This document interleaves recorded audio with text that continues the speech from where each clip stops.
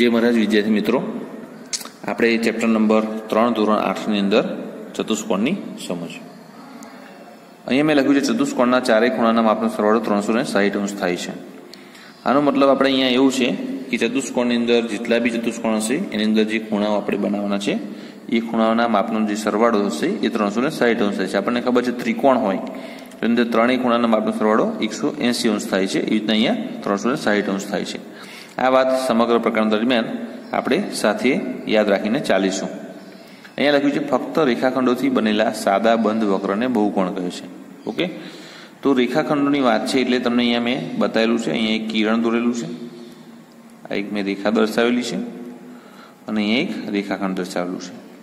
તો આવી રીતે રેખાખંડોથી બનેલા સાદા બંધ વક્રને અહીંયા એક બીજો શબ્દ છે બંધ, એટલે આનો મતલબ એવો થયો છે કે થોડું બી ખુલ્લું હશે તો એને બહુકોણ કહેવામાં આવશે નહીં, એટલે સાદા બંધ વક્રને બહુકોણ કહે છે।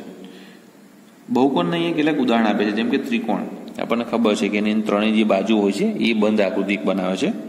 એ રીતના અહીંયા ચતુષ્કોણ છે, પંચકોણ છે, ષટકોણ છે, સપ્તકોણ છે, અષ્ટકોણ છે। ઓકે, તો આ તમામ એ બહુકોણ છે। હવે અહીંયા બહુકોણની અંદર બે પ્રકારની વાત કરવામાં આવી છે, બહિર્મુખ બહુકોણ અને અંતર્મુખ બહુકોણ। ઓકે, તો બહિર્મુખ બહુકોણ એ તેના વિકર્ણનો કોઈ પણ ભાગ બહુકોણની બહારના ભાગમાં જતો નથી, જ્યારે અંતર્મુખ ચતુષ્કોણની અંદર આવું હોતું નથી। હવે તમને થોડું ક્લિયર કરી, બહિર્મુખ બહુકોણ અને અંતર્મુખ। માની લો કે ત્રિકોણ છે, તો ત્રિકોણની જે આકૃતિ હોય એની ત્રણ જે રેખાખંડો છે એમાંનો કોઈ બી એક રેખાખંડ બહારની તરફથી જો જઈને આવતો હોય તો એને બહિર્મુખ કહેવાય, અંદરની તરફ આવતો હોય તો એને અંતર્મુખ કહેવાશે। એ રીતના ચતુષ્કોણ, પંચકોણ, ષટકોણ, સપ્તકોણ અને અષ્ટકોણની અંદર પણ આ જ વાત લાગુ પડતી હોય છે। અહીંયા લખ્યું છે નિયમિત બહુકોણમાં તેની બધી જ બાજુના માપ સરખા હોય છે। નિયમિત બહુકોણ એટલે શું? તો નિયમિત ત્રિકોણ, નિયમિત ચતુષ્કોણ, નિયમિત પંચકોણ, નિયમિત ષટકોણ, નિયમિત સપ્તકોણ, નિયમિત અષ્ટકોણ। ઓકે, તો જેની બધી જ બાજુ સરખી હોય, ઓકે, તો એને આપણે નિયમિત બહુકોણ કહેવામાં આવતું હોય છે। ઓકે, હવે આપણે સ્વાધ્યાય 3.1 ઉપર જઈશું। ઓકે, નાઉ સ્ટાર્ટ ચતુષ્કોણની સમજ ચેપ્ટરની અંદર સ્વાધ્યાય 3.1। અહીં કેટલીક આકૃતિઓ આપેલી છે, તેને નીચે મુજબ વર્ગીકરણ કરો। તમે જોઈ શકો છો અહીંયા આકૃતિ નંબર 1, 2, 3, 4, 5, 6, 7 અને 8, તો 8 આકૃતિઓ આપેલી છે, એમાંથી નીચે મુજબ આપણે વર્ગીકરણ કરવાનું છે। અહીંયા છે સરળ વક્ર। ઓકે, તો સરળ વક્રની અંદર કઈ કઈ આકૃતિઓ રહેશે? તો અહીંયા આપણે નંબર 1, ઓકે, નંબર 1ની આકૃતિ છે એ સરળ વક્ર છે, આપણને સ્ટ્રેટ લાઈન અહીંયા દેખાય છે। નંબર 2 એમાં પણ સરળ વક્ર આપણને દેખાય છે। ઓકે, ત્યાર પછી આપણે લઈશું નંબર 5। ઓકે, એ બી એક પ્રકારનો સરળ વક્ર। અહીંયા તમે જુઓ એક એક્સ્ટ્રા બને છે અંદરની ભાગનો। ઓકે, અહીંયા 1, 2, 3, 4, 5, 6, 7 ભાગ એક્સ્ટ્રા થાય છે આખા, બરાબર। પછી છે નંબર 6। ઓકે, તો નંબર 6 ની આકૃતિ પણ તમે જુઓ છો સ્ટ્રેટ વક્ર છે, બીજું કોઈ એમાં ચેન્જિંગ વધારાનું છે નહીં। ઓકે, અને નંબર 7। ઓકે, તો નંબર 7 પણ એક સરળ વક્ર છે, અહીંયા એક વક્રનો ભાગ વધારાનો આપણને બતાવેલો છે। ઓકે, આમ 1, 2, પછી 5, 6 અને 7, બાકીના આ જે 3 ભાગ છે એમાં એક ભાગ અહીંયા જુદો છે, અહીંયા જુદો છે, એ રીતના બાકીના ભાગ પણ અલગ અલગ છે, અહીંયા અંદરનો ભાગ અલગ છે। ઓકે, તો આપણે એને સરળ વક્ર કહીશું નહીં।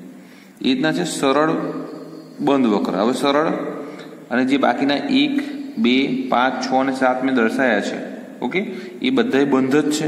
ઓકે, તો આપણે અહીંયા એના એ જ જવાબમાં આવશે નંબર 1ની આકૃતિ, નંબર 2ની આકૃતિ, નંબર 3, નંબર 4, નંબર 5। ઓકે, 1, 2, ટૂંકમાં 1, 2, 3, 4, 5 નો મતલબ છે 1, 2, પહેલી, બીજી, પાંચમી, છઠ્ઠી અને સાતમી। ઓકે, તો આ સર્વે સરળ બંધ વક્ર છે। તો સરળ વક્રની વાત પતી ગઈ, સરળ બંધ વક્રની વાત પતી ગઈ।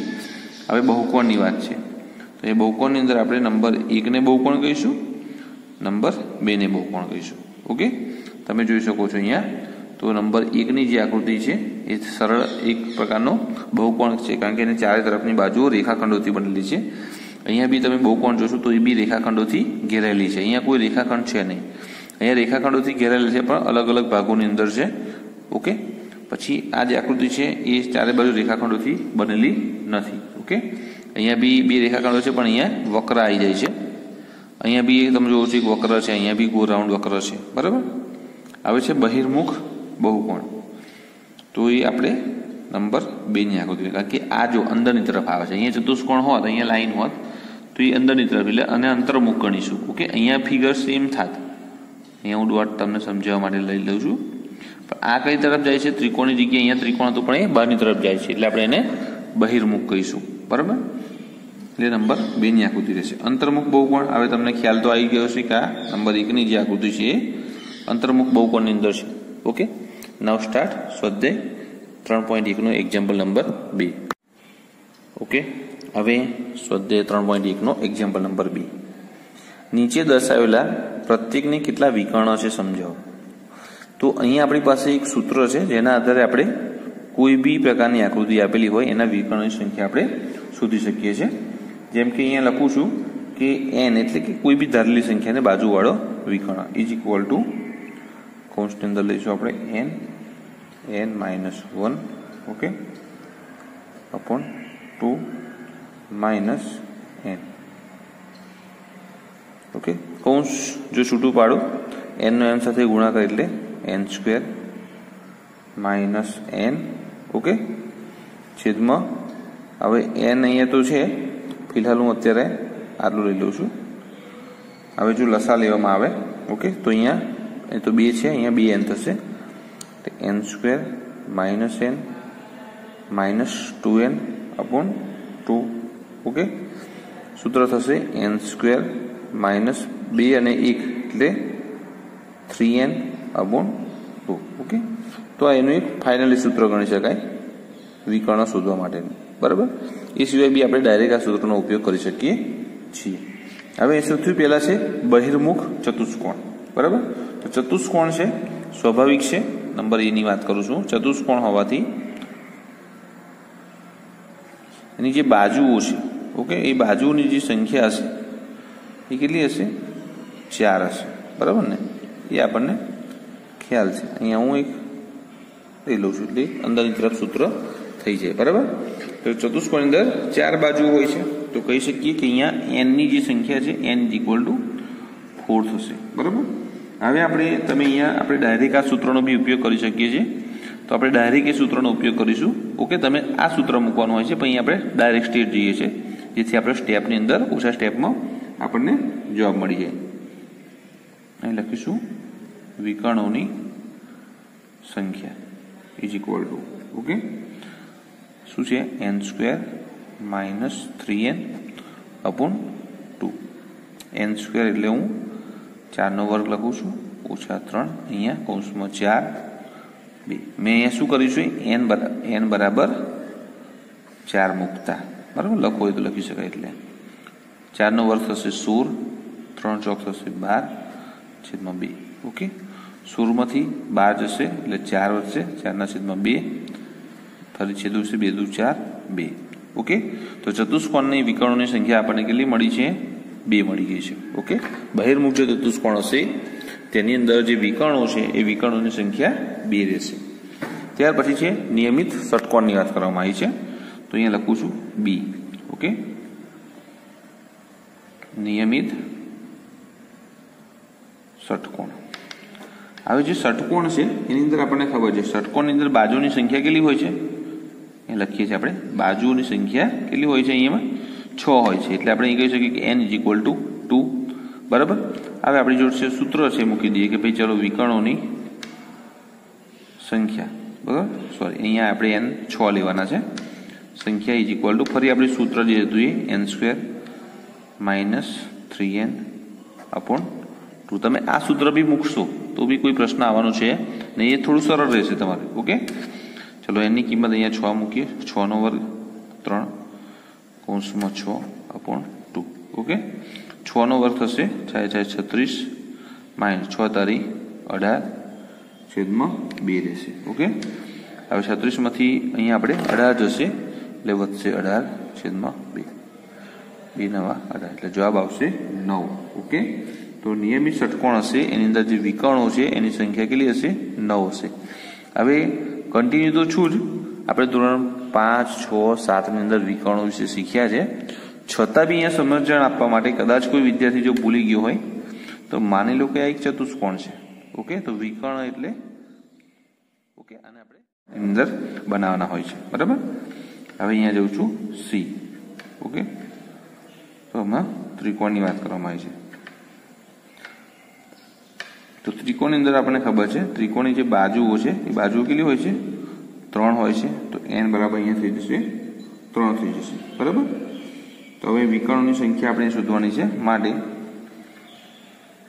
વિકર્ણોની સંખ્યા ઇઝ ઇક્વલ ટુ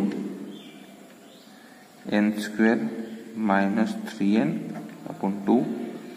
n² એટલે આપણે 3 નો વર્ગ લઈશું. અહીંયા 3 કૌંસમાં બી થશે 3 અપોન 2 લઈશું. બરાબર. 3 નો વર્ગ એટલે 9. અહીંયા 3 તારી 9 અપોન 2. 9 ઓછા 9 એટલે 0 અપોન 2. 0 અપોન 2 એટલે 0. તો ત્રિકોણની અંદર કોઈ જ વિકર્ણ હોતા નથી, તો વિકર્ણની સંખ્યા ધરાવતા નથી. બરાબર. તો અહીંયા આપણો આજે વિકર્ણોનો જે એક્ઝામ્પલ નંબર 2 નો જે ટોપિક હતો અહીંયા ક્લિયર થાય છે. હવે આપણે જઈશું એક્ઝામ્પલ નંબર 3 ઉપર. ઓકે. તો હવે આપણે જઈશું એક્ઝામ્પલ નંબર 3 ઉપર.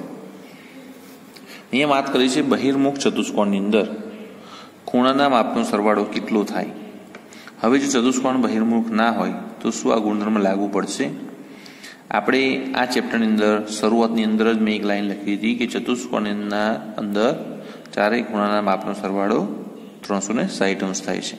પછી એ બહિર્મુખ હોય કે બહિર્મુખ ના હોય એટલે કે અંતર્મુખ હોય તો બી એનો સરવાળો કેટલો થશે? 360 અંશ થશે. અહીં લખ્યું છે મેં, જો બહિર્મુખ ચતુષ્કોણની અંદર બધા જ ખૂણાના માપનો સરવાળો 360 અંશ થાય છે.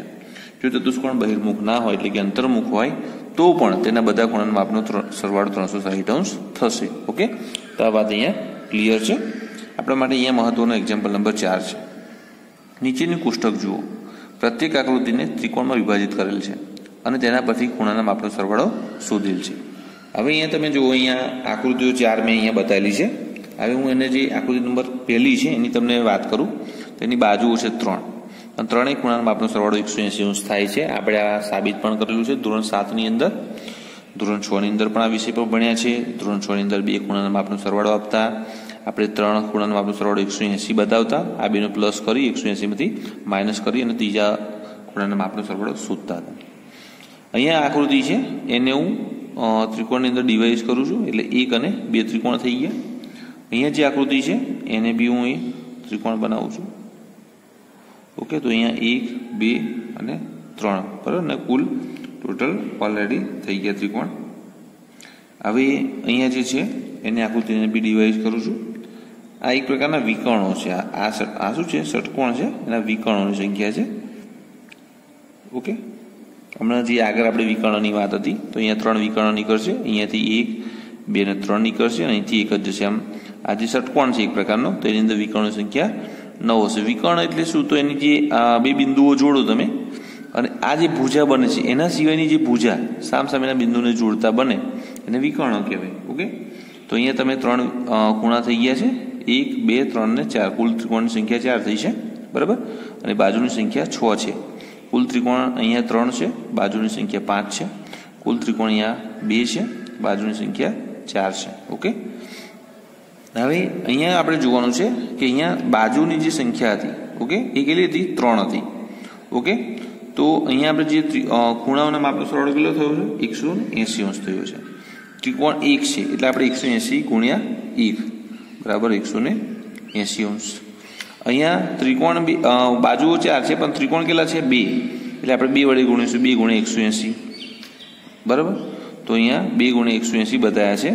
ઇઝ ઇક્વલ ટુ આપણે 4 માંથી જે બાજુઓ છે એમાંથી 2 માઇનસ કરીશું. 4 ઓછા 2 ગુણ્યા 180. ઓકે. એટલે 2 ગુણ્યા 180 કર્યા છે આપણે. અહીંયા કુલ બાજુઓ 5 છે. બરાબર. ત્રિકોણ કેટલા છે? 3 છે. એટલે 5 માંથી આપણે અહીંયા ફરી 2 માઇનસ બતાવેલા છે એટલે 5 માંથી 2 જશે એટલે 3 વધશે. અહીંયા કુલ બાજુઓ 6 છે. 6 માંથી 2 માઇનસ કરીશું એટલે 4 વધશે. ઓકે. તો અહીંયા ત્રિકોણ 4 થઈ ગયા છે. આમ જેટલી બી બાજુઓ હોય એમાંથી 2 માઇનસ કરવાના છે અને જે જવાબ મળે એને આપણે 180 વડે ગુણવાના છે. ઓકે. તો આપણને નિમ્નલિખિત સંખ્યા દર્શાવતી બાજુ ધરાવતા બહુકોણના ખૂણાના માપના સરવાળા વિશે શું કહી શકાય? તો અહીંયા છે કે ભાઈ 7 બાજુઓ છે. તો અહીંયા શું કરતા? જેટલી બાજુઓ હોય એમાંથી 2 માઇનસ કરતા. જુઓ, 4 બાજુઓથી 2 માઇનસ કર્યા, 5 બાજુઓથી 2 માઇનસ કર્યા, 6 બાજુઓથી 2 માઇનસ કર્યા. અહીંયા આપણી પાસે શું છે? આપણે માની લો કે એક સૂત્ર બનાવી દઈએ કે n-2 ગુણ્યા 180 અંશ. n એટલે 7. તો 7 માંથી 2 માઇનસ કરો ગુણ્યા 180 અંશ. 7 માંથી 2 એટલે 5 ગુણ્યા 180 અંશ ઇઝ ઇક્વલ ટુ 900. ઓકે, તો શું કહ્યું છે? તો 7 બાજુઓ હશે, એ ખૂણાના માપનો સરવાળો કેટલો આવશે? 900 હશે. ઓકે, હવે અહીંયા માનો કે આપણને એવું કહેવામાં આવ્યું છે કે ભાઈ એક બહુકોણ છે 8 છે, તો પછી સૂત્ર આપણે એટલું જ વાપરીશું n-2 ગુણ્યા 180 અંશ. n એટલે બાજુની સંખ્યા, તો અહીંયા આપણે 8 ઓછા 2 ગુણ્યા 180 અંશ. 8 માં 2 જશે એટલે 6 ગુણ્યા 180, 18 લેખે કરી નાખીશું આપણે, તો 1080 અંશ. ઓકે, તો જે બહુકોણ 8 બાજુ ધરાવતા હશે એના ખૂણાના માપનો સરવાળો 1080 થવો જોઈએ. ઓકે, હવે માની લો કે 10 બાજુ વાળો એક બહુકોણ છે. ઓકે, તો આપણે સેમ સૂત્ર મૂકવાનું છે અહીંયા, n-2 180 વડે આપણે ગુણી નાખીશું. n છે એટલે 10 ઓછા 2 ગુણ્યા 180 અંશ. 10 માંથી 2 એટલે 8 ગુણ્યા 180 અંશ. 18 લખી દીધું તો 1440 અંશ થઈ જશે. બરાબર, અહીંયા છે n છે. ઓકે, તો અહીં કહ્યું છે n બાજુવાળા બહુકોણ માટે, તો સેમ સૂત્ર છે n-2 ગુણ્યા 180 અંશ. બરાબર, તો આ એક પ્રકારનું સૂત્ર છે. કોઈ બી પ્રકારનું બહુકોણ હોય તમારે સૂત્ર મૂકવાનું છે, બાજુની સંખ્યાને n ગણવાની છે, અને n માંથી તમે કોઈ બી સંખ્યા માઇનસ કરશો.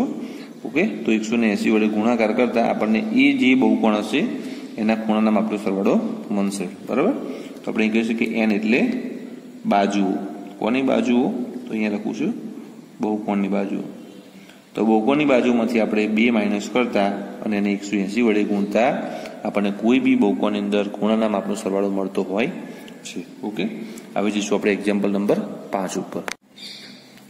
ઓકે વિદ્યાર્થી મિત્રો, હવે એક્ઝામ્પલ નંબર 5, એની અંદર આપણે અહીંયા એક બહુ સરળ માહિતી આપી છે કે નિયમિત બહુકોણ એટલે શું. એવા નિયમિત બહુકોણના નામ આપો જેમાં 3 બાજુ હોય, 4 બાજુ હોય ને 6 બાજુ હોય. હવે અહીંયા શબ્દ છે નિયમિત બહુકોણ એટલે શું. તો નિયમિત બહુકોણની અંદર 2 બાબતો બહુ જરૂરી છે. એક તો અંદરના બધા જ ખૂણાના માપ સરખા હોય, એટલે કે ખૂણાઓ સરખા હોય.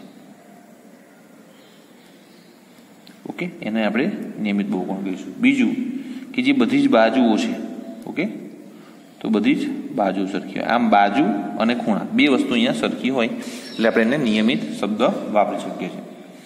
હવે 3 બાજુ હોય એવું તો આપણે એને કહી શકીએ ભાઈ સમબાજુ ત્રિકોણ. તો સમબાજુ ત્રિકોણની અંદર શું થશે? બાજુ બી સરખી થશે, ખૂણા બી સરખા થશે. 4 બાજુ હોય એવું તો આપણે એને ચોરસ. ચોરસની અંદર બધા જ બાજુઓ જે છે એના ખૂણાના માપ છે 90 અંશના હોય છે, બાજુ બી સરખી હોય છે. હવે કયું છે કે 6 બાજુઓ હોય એવા. ઓકે, તો આપણે એવું કહી શકીએ ભાઈ નિયમિત ષટકોણ. ઓકે, હવે આ તો બહુ સિમ્પલ હતું. હવે એક્ઝામ્પલ નંબર 6 છે, એ આપણા માટે ઘણું ધ્યાન રાખવા લાયક છે, બહુ સમજવાની વસ્તુ છે. અહીંયા સૌથી પહેલાં હું એની વાત કરીશ. અહીંયા આપણને એવું કહેવામાં આવ્યું છે કે એક્સનું માપ શોધો. અહીંયા એક એક્સ આપેલો છે, તો સૌથી પહેલાં આપણે એની વાત કરીશું. તો એની વાત કરીએ તો ચતુષ્કોણની અંદર 4 ખૂણાના માપનો સરવાળો તો 360 અંશ થાય છે. આપણને મેં આ ચેપ્ટરની અંદર શરૂઆતમાં જ કહ્યું હતું. તો હું શું કરું છું? બધા જ ખૂણાના માપનો સરવાળો 360 અંશ બતાવું છું. સૌથી પહેલો ખૂણો એક્સ લઉં છું, +50 +130 +120 અંશ બરાબર 360 અંશ. બરાબર, હવે હું આ 3નો સરવાળો પહેલા બતાવી દઉં છું. માટે x પ્લસ 0 3 ને 2 5, ઓકે, 3 4 5 6 7 8 9 10 0 વધી 1 2 ને 3 300 ઇઝ ઇક્વલ ટુ 360 અંશ. x ઇઝ ઇક્વલ ટુ 360 અંશ માઇનસ 300. સમીકરણમાં યાદ છે ને 300 ને આપણે પેલી તરફ લઈ ગયા એટલે પ્લસ હતા તો માઇનસ થઈ ગયા, તો x ઇઝ ઇક્વલ ટુ 60 અંશ. ઓકે, અહીંયા કોઈ એવો પ્રશ્ન નહોતો, બહુ સિમ્પલ દાખલો હતો. હવે હું આપણે બી ની વાત કરીએ તો બી ની અંદર એક્સ આપે છે, અહીંયા 70 છે, આ 60 છે, અહીંયા માપ આપેલું નથી. હવે તમે જુઓ કે અહીંયા એક લંબ છે. ઓકે, લંબ છે, આ 90 છે, તો આ 90 અંશ જ હોય. ઓકે, એટલે આપણે આ સમજી લેવાનું હોય છે પરીક્ષામાં. અહીંયા બી આપણે 4 ખૂણાનો માપનો સરવાળો કરીશું. સૌથી પહેલો હું એક્સ લઉં પ્લસ 70 અંશ વત્તા 60 અંશ વત્તા 90 અંશ બરાબર 360 60 અંશ. ઓકે, આ બી એક બહુકોણ છે. બહુકોણ એટલે બંધ આકૃતિ જે રેખાખંડોથી બને છે. આ ત્રણેયનો આપણે સૌથી પહેલા હું અહીંયા સરવાળો બતાવી દઉં છું. ઓકે, તો માટે x પ્લસ, ઓકે, પહેલા સૌથી પહેલા તો અહીંયા શૂન્ય ઓલરેડી છે જ. ઓકે, 9 ને 6 15, 15 ને 7 થશે 22, એટલે 220 ઇઝ ઇક્વલ ટુ 360 અંશ. x ઇઝ ઇક્વલ ટુ 360 અંશ માઇનસ 220 અંશ. Okay, is equal two x બરાબર આવી ગયા 140 અંશ. ઓકે, ઓકે, પહેલી જે બે આકૃતિ હતી એમાં કોઈ જ પ્રકારની મૂંઝવણ નડી એવી નથી, કોઈ પ્રકારની તકલીફ નડી એવી નથી. હવે અહીંયા સી ની વાત કરીએ તો સી જે છે એ આપણા માટે બહુ સમજવા લાયક વસ્તુ છે, કારણ કે અહીંયા બે એક્સના માપ શોધવાના છે. ઓકે, એટલે આનું બી શોધવું પડશે, આનું બી સામે છે, એટલે બંને ઇક્વલ જ હશે, એટલે કોઈ એવો પ્રશ્ન છે નહીં, પણ છતાંય એકનું તો શોધવું પડશે. અહીંયા આ ખૂણાનું માપ આપેલ નથી અને આનું બી માપ આપેલ નથી. ટોટલ 1 2 3 અને 4 ખૂણાના માપ આપેલ નથી, માત્ર એક જ ખૂણાનું માપ આપેલ છે. એટલા માટે હું કહું છું કે આ કોયડો આપણા માટે થોડું સમજવા લાયક છે. હવે જે વિદ્યાર્થી મિત્રો આગલા ધોરણની અંદર શીખી ગયા છે તે તમે જુઓ છો કે જ્યારે બી કોઈ રેખાની અંદર આપણે અહીંયા માનો કે એક લાઈન આપેલી છે, તો બંને તરફ તમે જુઓ, અહીંયા બી એક લાઈન છે, બંને તરફ જોઈશું. તો આ રીતનું આપણે પહેલાં ભણતા ત્યારે આપણને જો યાદ હોય,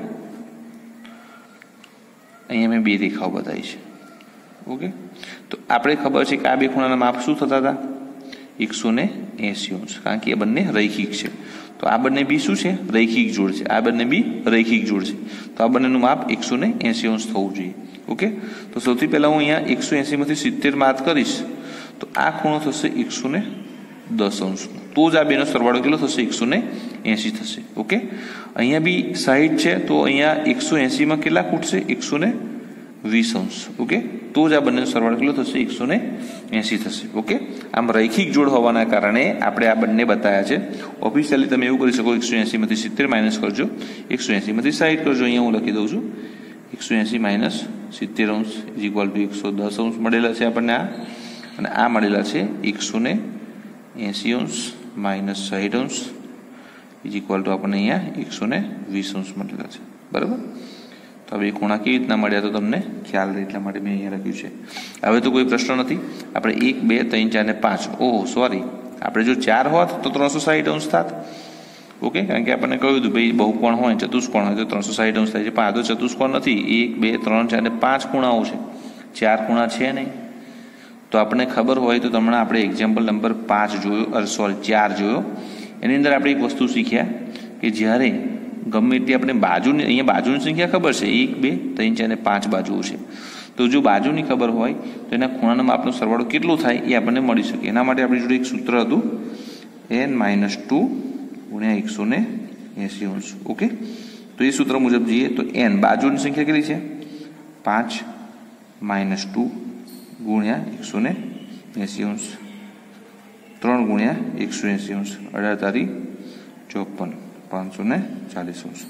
તો અહીંયા જે આ આપણને જે બહુકોણ આપેલો છે એનો ટોટલ બધા જ ખૂણાનો સરવાળો કેટલો થશે? 540 અંશ. કેવી રીતના શોધ્યું? તમને આપણે આગળના એક્ઝામ્પલની અંદર આપણી જોડે સૂત્ર મળેલું છે, n-2 ગુણ્યા 180 મૂકવાથી આપણને જે બી બહુકોણ આપેલો હોય એના તમામ ખૂણાના માપનો સરવાળો મળી જાય છે.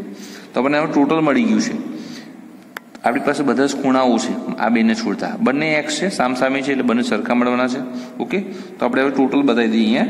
તો સૌથી પહેલાં હું લખું 30 અંશ વત્તા એક્સ વત્તા 120 અંશ વત્તા 110 અંશ વત્તા x is equal two 540. Okay, કારણ કે બધા જ ખૂણાના માપનો સરવાળો કેટલો છે? 540 છે. બાજુના આધારે આપણે સૂત્રમાં મૂકી અને ટોટલ જોડી લીધું છે.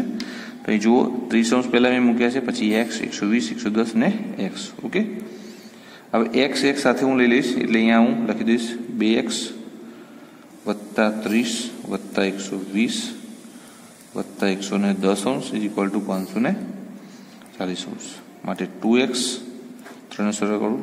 ઓકે, તો પહેલાં સૌથી પહેલાં શૂન્ય મૂકીશું અહીંયા, પછી 2 ને 1 3 4 5 ને 6 થશે. ઓકે, તો અહીંયા મૂકી દઉં છું 6, 1 ને 1 થશે 2 એટલે 260 ઇઝ ઇક્વલ ટુ 540 ફરી 2x is equal two 540 minus 260 માટે 2x ઇઝ ઇક્વલ ટુ અહીંયા 540માંથી 260 જશે એટલે 280 આવશે. x is equal two 280 upon 2 અહીંયા 2 છે એના આ તરફ લઈ જાઉં. ઓકે, તો અહીંયા 280/2 થશે એટલે ટોટલ મળશે એક્સની કિંમત આપણને 140 ઓકે, તમે 140 આ 140 આ થશે અને ટોટલ કરશો તો ટોટલ એ 540 બધા જ ખૂણાના માપનો સરવાળો આપણને મળી જશે. ઓકે, આ રીતના તમે કોઈ બી એક્ઝામ્પલ આપેલો હોય એ એક્ઝામ્પલની અંદર આપણે એની જે ખૂણાઓ છે એનું માપ આપણે શોધી શકતા હોઈએ છીએ. બરાબર, આપણે એક જે એક્ઝામ્પલ નંબર 6 છે એની અંદર મેં 1, 2 ને 3 આકૃતિ અહીંયા સમાવેશ કરી છે. તમને બુકની અંદર એક ચોથી પણ આકૃતિ આપેલી છે. એની અંદર તમને એક પંચકોણ બતાવેલો છે જે નિયમિત છે, કારણ કે એની અંદર બધી બાજુ ઇક્વલ બતાવેલી છે. તમે શું કરશો, જે ડી છે અહીંયા આપણે એ, બી ને સી છે તે હું ડી ની વાત કરું છું. તો ડી ની અંદર તમારે આ રીતની એક ફિગર છે.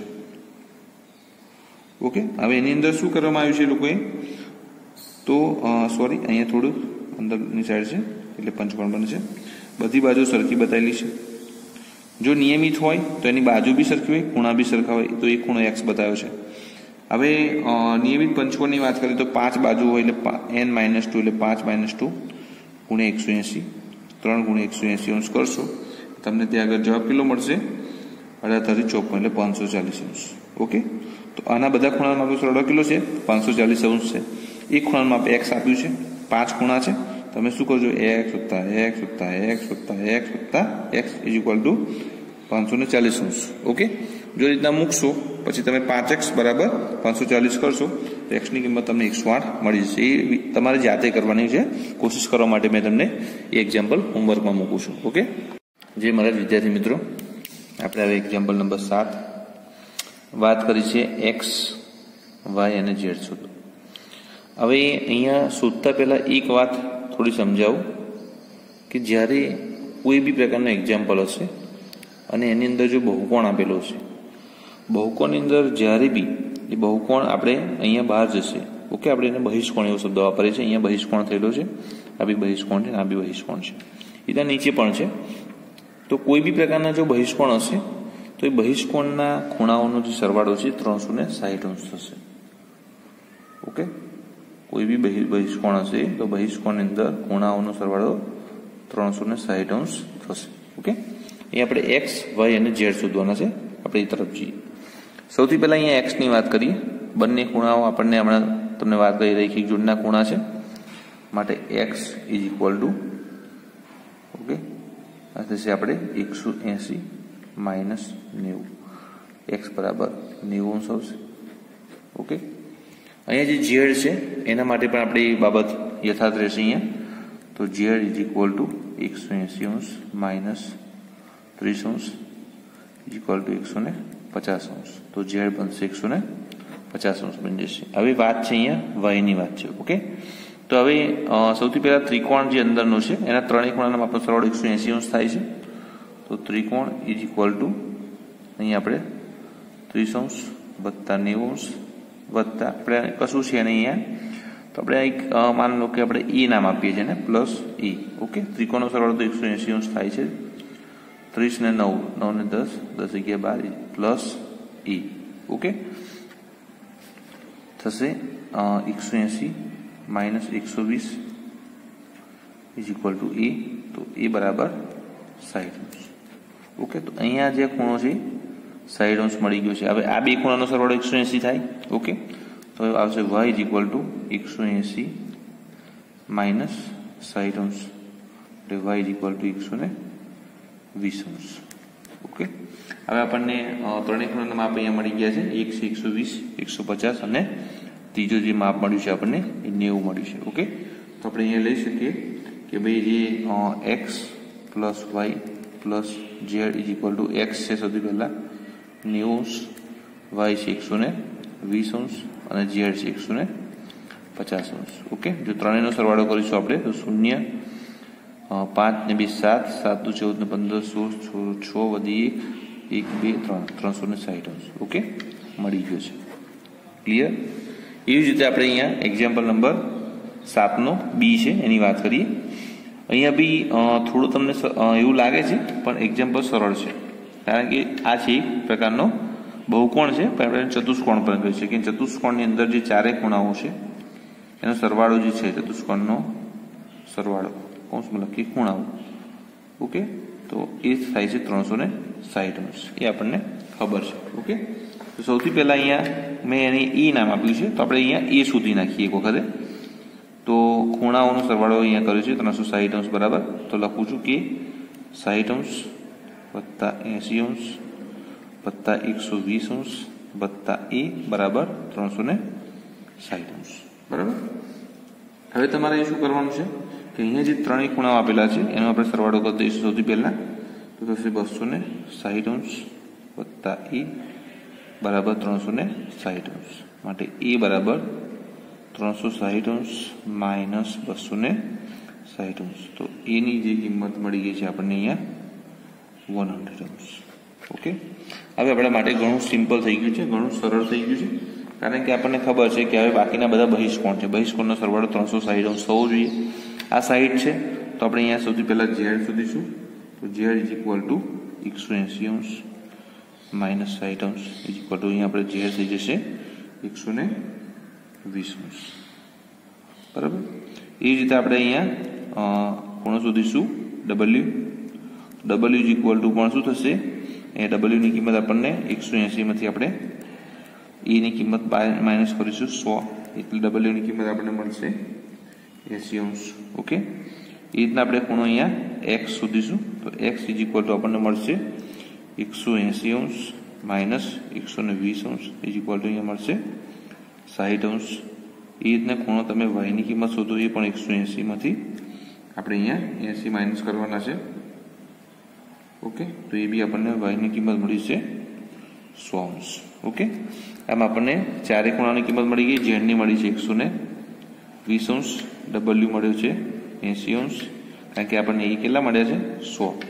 ઓકે, આ 180 એટલે એક્સ મળ્યા છે આપણને 60 અંશ અને વાય મળ્યા છે 100, કારણ કે આ બંનેનો સરવાળો 180, આનો 180, બંને 180, કારણ કે રૈખિક જોડો છે બધી એટલા માટે. ઓકે, તો અહીંયા આપણને કહ્યું હતું કે X plus Y plus Z plus W is equal to એક્સની કિંમત છે 60, વાય છે 100, ઝેડ છે 120 અંશ, ડબલ્યુ આવ્યો છે 80 અંશ, અને બહિષ્કોણના બધા જ ખૂણાનો આપણો સરવાળો 360 અંશ થાય છે. અહીંયા થઈ પણ ગયો છે. ઓકે, 0, 8 ને 2 10, 10 ને 16, 6 વધી 1, 2 ને 3 થઈ ગયું છે. ઓકે, તો અહીંયા સાથે આપણે સ્વાધ્યાય 3.1 પણ પૂર્ણ કરીએ છીએ.